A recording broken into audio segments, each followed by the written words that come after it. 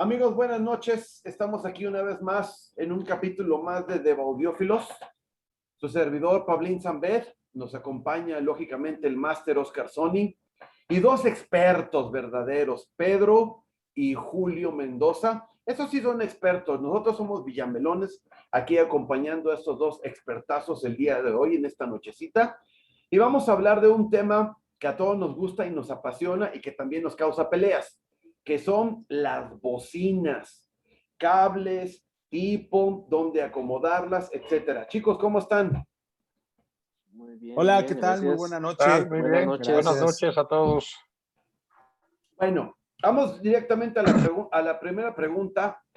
El que la quiera responder, ¿qué tengo que ver en una bocina para antes de comprarla? Porque ahí la tengo, está bien chula, bien bonita, pero ¿qué tengo que revisar antes de comprarla?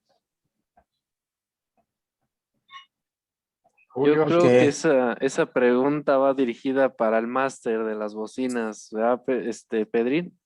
Claro. bueno. Híjole, mano. Bueno, es una Es una pregunta buena muy difícil. pregunta, vas a Es decir. una muy buena pregunta, efectivamente. Mira, desde luego que normalmente nosotros nos apegamos a todo lo que son las características técnicas de una bocina, básicamente, normalmente para tomar la decisión de la compra, ¿no? Y bueno, aspectos que vemos de una bocina normalmente, pues son su respuesta en frecuencia, ¿no? Qué tanto abarca del espectro audible para darnos una idea de dónde estamos parados, si es posible saber qué tan plana es su respuesta dentro de esa capacidad que tiene dentro del espectro audible. Y pues también empezamos a jugar con parámetros como, pues obviamente su impedancia, ¿no? Y su sensitividad, que eso es importante tomarlo en cuenta para ver con qué equipos podemos conectarla y qué potencia musical finalmente o presión sonora vamos a obtener de la bocina, ¿no? Entonces, pues básicamente, y bueno, obviamente nos tienen que gustar, ¿no? A veces las bocinas nos dejamos ir mucho por la apariencia, nos gustan mucho y pues a lo mejor para algunos será el criterio de compra. Y bueno, también pues puede haber personas que estén casadas con una marca en particular, ¿no? Y a lo mejor no les interesa ver otras marcas. Pero básicamente yo creo que de los criterios para escoger una bocina, pues están su respuesta en frecuencia, su impedancia y su sensitividad. Es un primer paso. Y obviamente, pues si son de piso, ¿no? Si son bookshelves o también depende de la aplicabilidad o la aplicación de la bocina como tal, ¿no? ¿Cómo ves, Julio? Sí, bueno, además de lo que ya dijo, que no hay mucho que agregarle a él, porque realmente es de lo más importante. En mi experiencia, sumaría otras cosas. El espacio. El espacio cuenta mucho porque si no tienes espacio, unas torres no van a sonar wow. Si tú quieres unos satélites y tienes mucha potencia, tampoco van a sonar wow. Otra cosa es, cuando me refiero al espacio, también me refiero al espacio de cuánto hay para que separarlas de la pared. Las bocinas no van pegadas en la pared, por favor, amigos. Es muy importante que lo tengan en cuenta. Si hay bocinas que pueden ayudarte, por ejemplo, las que tienen la salida de aire enfrente, pueden ayudar un poco a acercarlas a la pared, pero no quiere decir que deban ir pegadas. Entonces, es importante también que ustedes consideren ese espacio. Ya lo dijo, profundizando un poquito más a lo que dijo sobre la potencia. Por eso a mí siempre me encanta decirles que primero elijan bocinas y luego elijan la electrónica.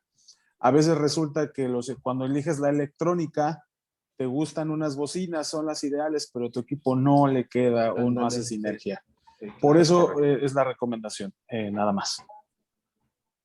Para que no les pase la clásica de que te encuentras unas bocinas bien chingonas de 6 ohms y descubres que tu equipo es de 8 y adiós, Nicanor.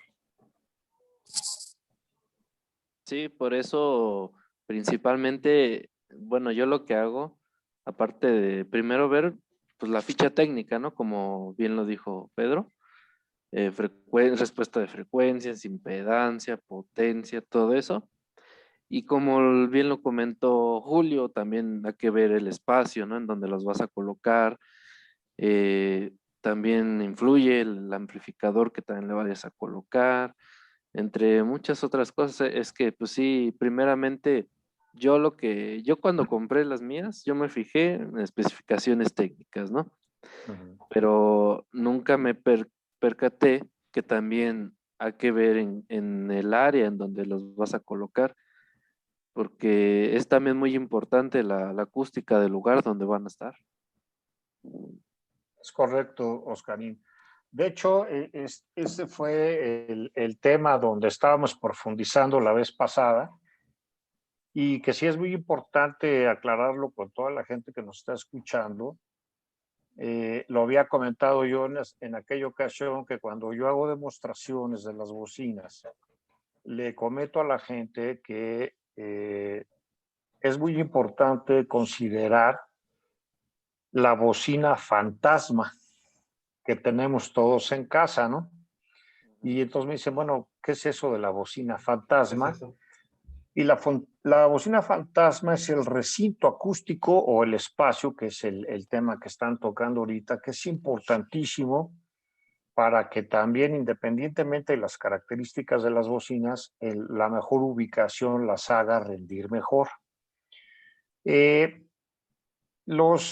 todo esto tiene que ver, digo, los audiófilos normalmente nos involucramos muchísimo con bocinas, con equipos, con sensitividades y demás, y a veces perdemos de vista la parte puramente acústica del recinto.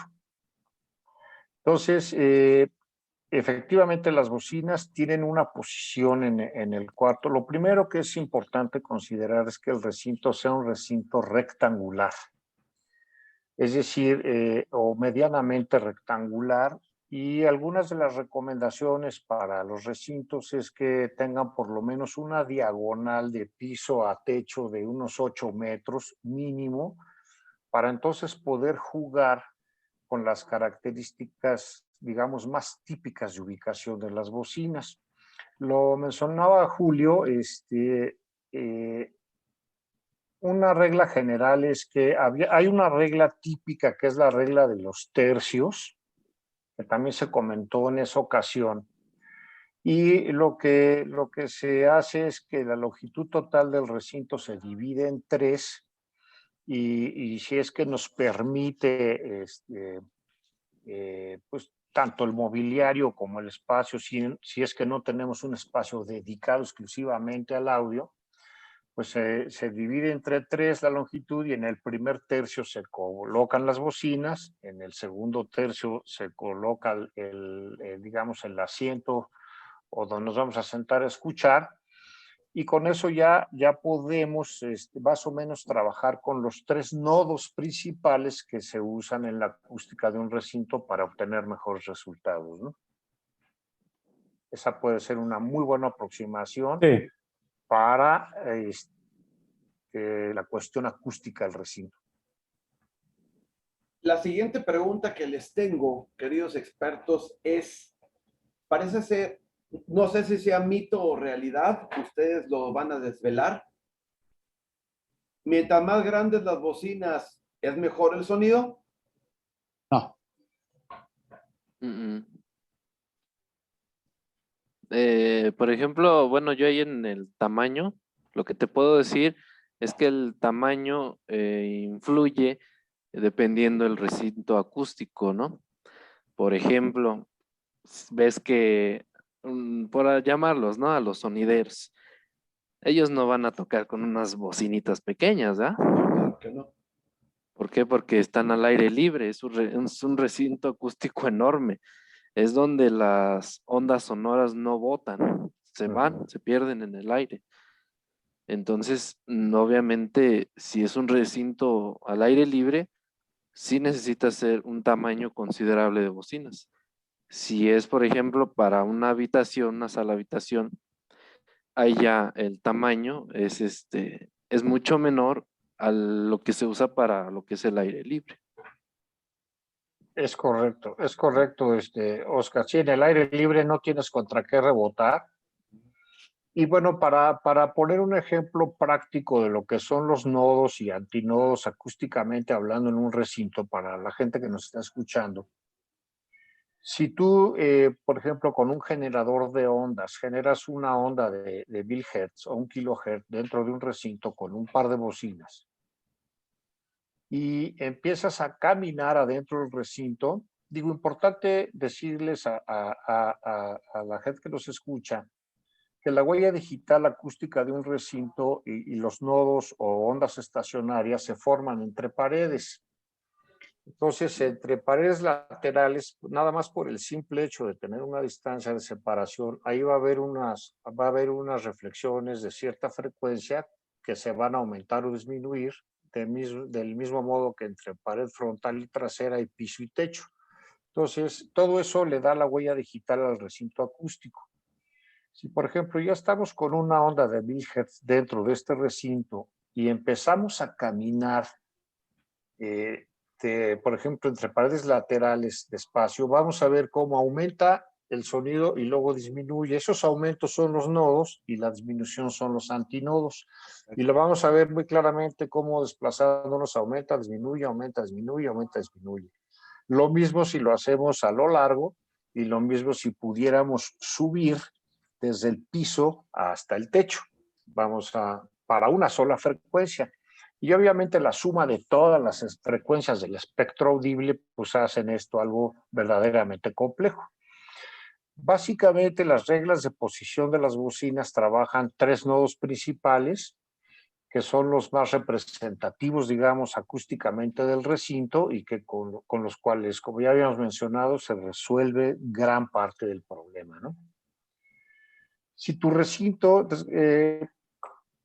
lo que también he notado es que no siempre tenemos un recinto dedicado al audio y a lo mejor nuestro recinto es un recinto cúbico, un cubo perfecto.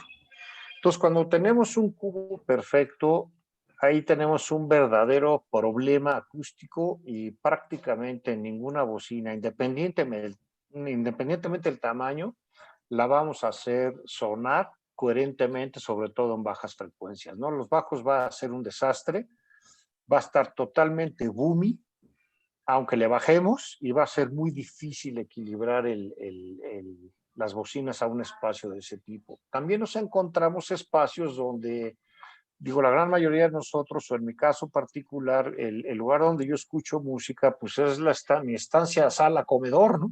Sí. Y yo tengo ahí, pues tengo el acceso a la parte superior de la casa que no tiene muro, y entonces eso acústicamente me complica muchísimo, ¿no? Entonces, también depende mucho del recinto donde estemos ubicando las bocinas.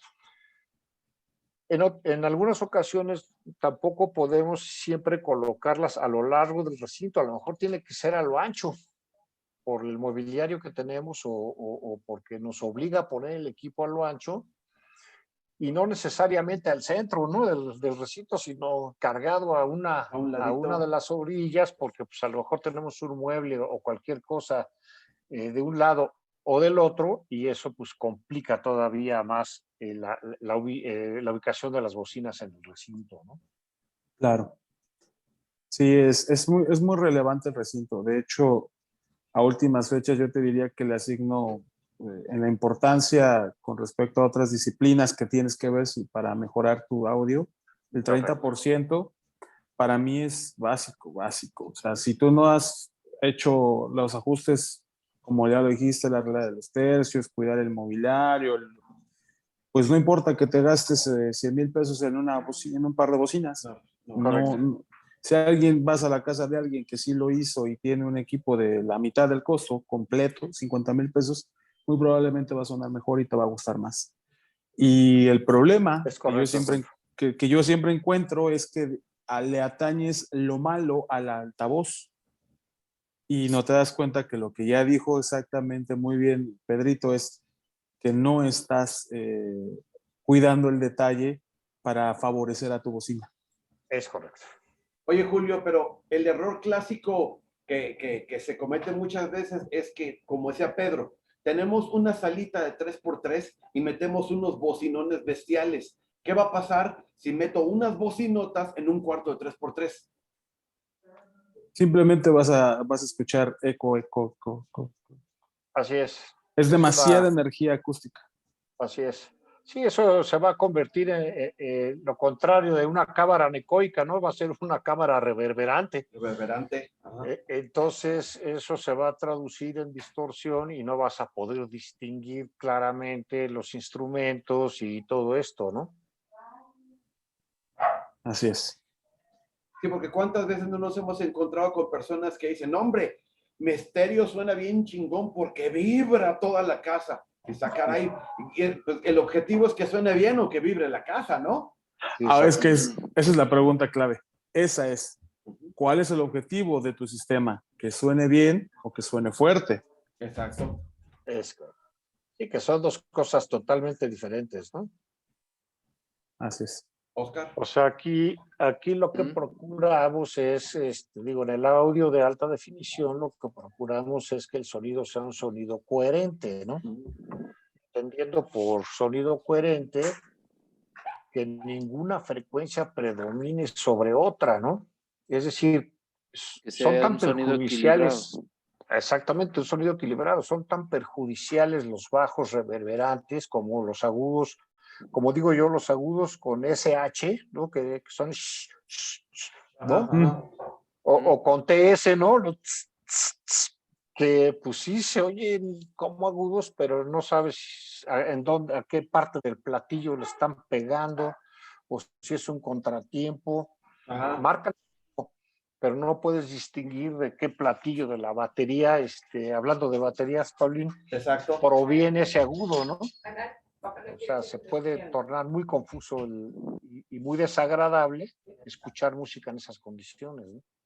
En ese caso, Pedro, es cuando los que utilizan ecualizador le dan hasta el tope, ¿no? El agudo, o sea, muchos decibeles. Sí, es correcto, es correcto. Fíjate que esta parte de los ecualizadores es una parte muy interesante, sobre todo los ecualizadores gráficos, porque en estricta teoría se hicieron para corregir precisamente la acústica de los recintos. Pero para poder hacer la corrección de un recinto acústico y utilizar un ecualizador necesitas medir. Y yo recuerdo a lo largo de toda mi vida en este rollo del audio que los ecualizadores invariablemente eran como que los ponían en V o en U, Lo clásico que nos ¿no? Lo enseñaron. clásico. Lo clásico. Ándale, exacto, como dice la sonrisa de Julio. Sonrisa. Y entonces se le daba, pronunciabas independientemente de si el recinto reverberaba o no en bajas frecuencias, las pronunciábamos, y de igual manera los agudos, y quitábamos los medios, Los ¿no? Que es medios. donde normalmente está la alta fidelidad. Ujú. Entonces hacíamos un sonido muy sordo, ¿no? Mucho grave y poca definición en los medios y muy agudo. Y nos acostumbramos a eso y pensábamos que eso era oír la música bien, ¿no? Y bueno, pues hoy en día nos damos cuenta que los equipos de alta definición o de alta gama, pues ni siquiera tienen controles de bajos y agudos, ¿no? O sea, nada más le subes al volumen y ya, ¿no? O sea, Y así como entra la señal, así sale, ¿no? así sale. Amplificada. Amplificada. Esto no quiere decir que no existan ecualizaciones interesantes. Algo platiqué yo también la vez pasada, incluso hice una recomendación que ahorita vamos a repetir para la gente que nos está oyendo, porque hay aplicaciones especializadas en la medición de la acústica del recinto y que nos entregan datos con parámetros para hacer modificaciones. Cabe aquí mencionar que una cosa es un ecualizador gráfico y otra cosa es un ecualizador paramétrico. O sea, son dos cosas muy diferentes y los ecualizadores paramétricos realmente se pueden lograr cosas sumamente interesantes independientemente de lo difícil de tu recinto acústicamente hablando. Entonces, ese es un tema bien interesante.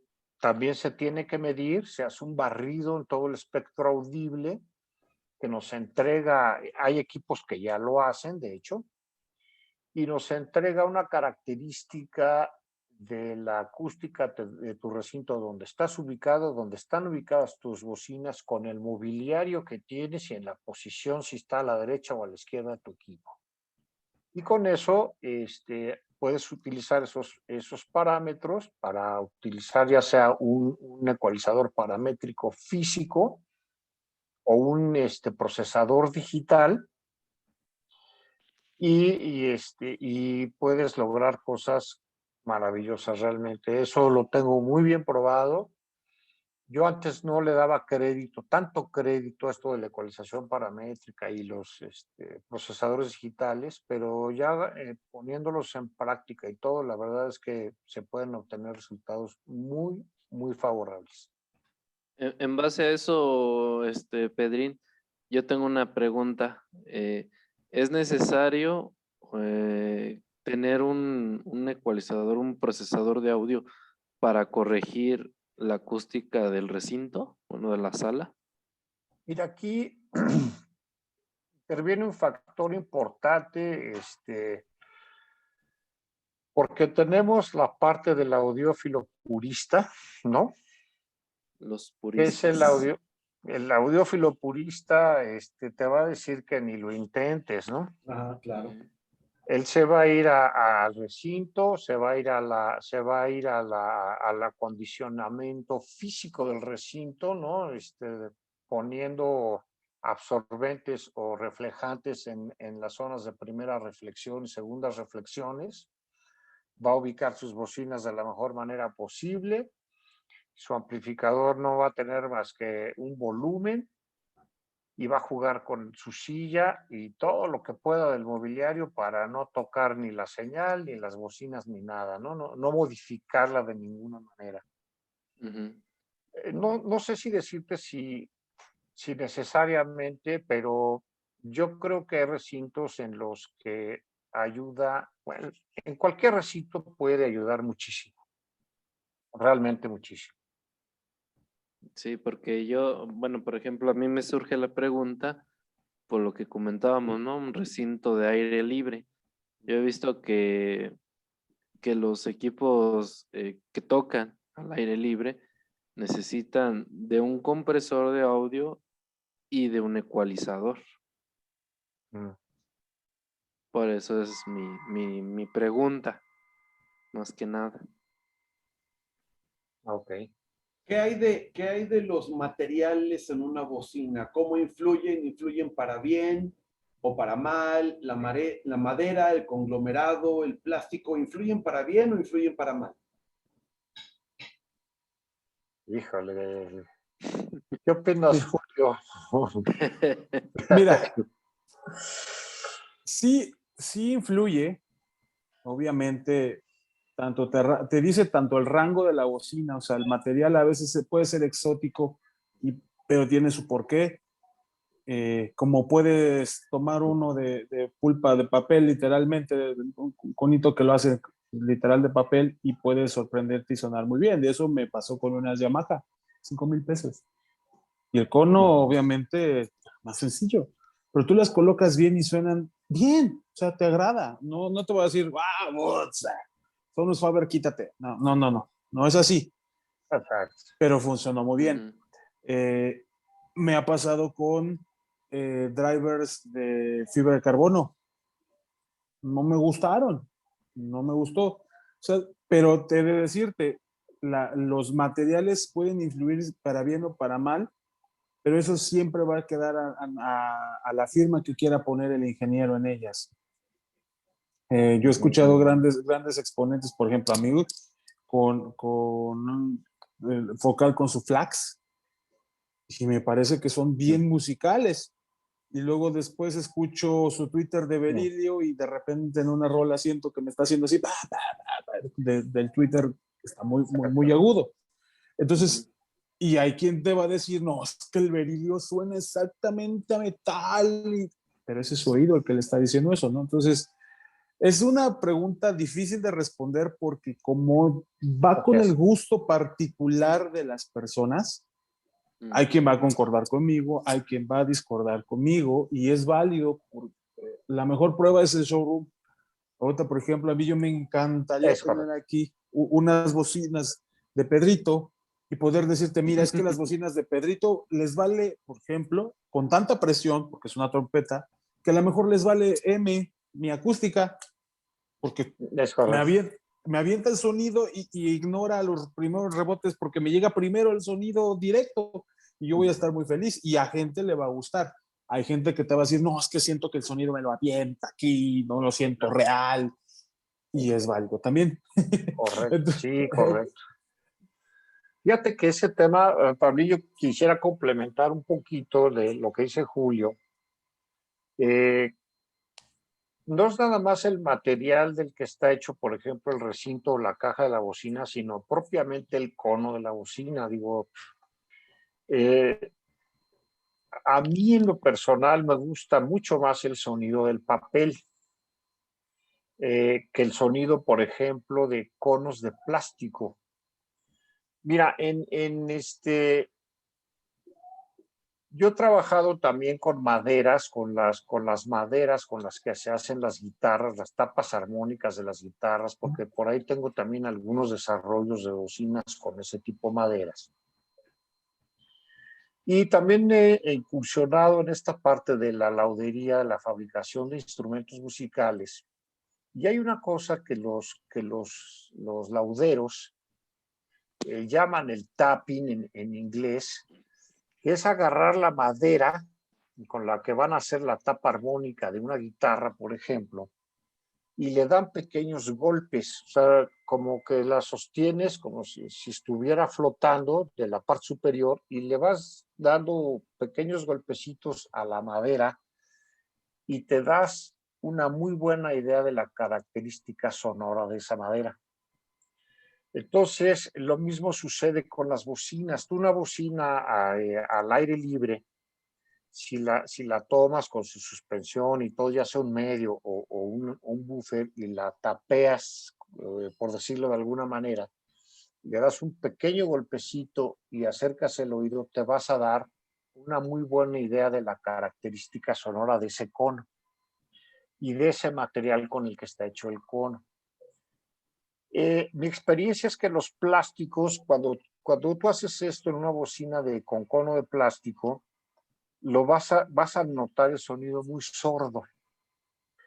Es como muy seco, tal vez, por decirlo de alguna manera, comparativamente con el papel, por ejemplo, ¿no? Y entonces ahí vienen justo los conos y otros muchos factores que toman en consideración las personas que diseñan drivers, pero en el cono es donde más empeño, como bien dice Julio, y los materiales que utilizan es donde viene la firma de los ingenieros para darles la característica de lo que consideran que puede ser el mejor sonido para ese driver. Y obviamente ya en conjunto con los materiales del recinto acústico, los absorbentes que pueda tener en el interior y demás, pues ya le dan la característica o la firma al sonido completo de la marca, ¿no? Claro, claro. Bueno, ya para cerrar nuestros últimos minutos de esta interesante plática, ¿qué consejo o qué ayuda le podríamos dar a nuestras bocinas? Tapetes, alfombras, como cortinas, ¿qué nos pueden decir para terminar con este tema? ¿Cómo le podemos ayudar a nuestras bocinas, Oscar? Pues yo diría que en primer lugar, el lugar, ¿no? La colocación y el ángulo, ¿no? Con respecto a nosotros. Ese sería, yo creo, un tip de varios, porque en este caso, como nosotros somos los que vamos a escuchar el sonido que salen de las bocinas, yo diría que en primer lugar, el acomodo de cada uno de ellas, ¿no? Ya sea estéreo, o ya sea multicanal, ¿no? Porque también hay en cada receptor, en cada amplificador multicanal, viene en su manual cómo podemos, nos sugieren cómo podemos acomodarlo. Obviamente no para todos aplica porque no todos tienen el mismo recinto acústico, el mismo lugar, pero es una sugerencia. Te dicen también a qué altura, ¿no? De respecto a tu oído, ¿A ¿no? tu oído? Sí. A la altura a la que debes tener también la bocina. Depende la bocina porque hay unas de repisa, esas sí las puedes colocar en una repisa a una altura a la recomendable. Y hay unas que ya son bocinas de torres de piso, esas por lo regular vienen ya a la altura que debe de darte un sonido equilibrado para tu oído. Ese sería yo el consejo de mi parte. Julio.